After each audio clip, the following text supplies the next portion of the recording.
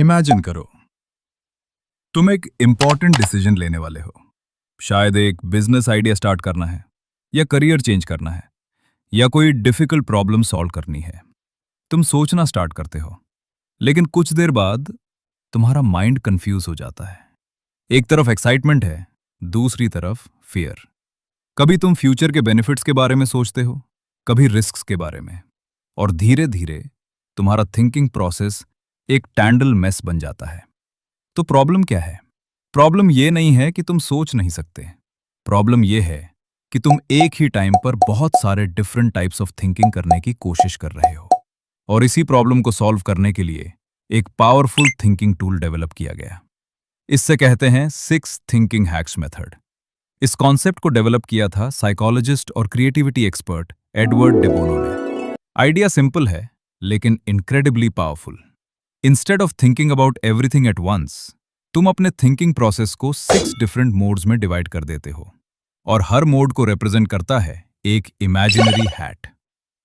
सबसे पहला है व्हाइट हैट। व्हाइट हैट का मतलब है फैक्ट्स और इंफॉर्मेशन। इस हैट को पहनकर तुम सिर्फ एक क्वेश्चन पूछते हो, हमें एक्चुअली क्या पता है? नो ओपिनियंस, नो इमोशंस, सिर्फ डेटा। दूसरा है रेड हैट। यह हैट इमोशंस और इंट्यूशन का सिंबल है। इस मोड में तुम लॉजिकली जस्टिफाई करने की कोशिश नहीं करते, तुम बस ऑब्जर्व करते हो। मुझे इस आइडिया के बारे में फील क्या हो रहा है। कभी कभी इमोशंस भी इंपॉर्टेंट इंफॉर्मेशन देते हैं। तीसरा है ब्लैक हैट। यह हैट कॉशियस थिंकिंग का सिंबल है। इस मोड में तुम इंटेंशनली वर्स्ट केस सिनारियोस के बारे में सोचते हो। What could go wrong? ये नेगेटिव लग सकता है, लेकिन ये मिस्टेक्स और रिस्क्स को आइडेंटिफाई करने में हेल्प करता है। चौथा है येलो हैट।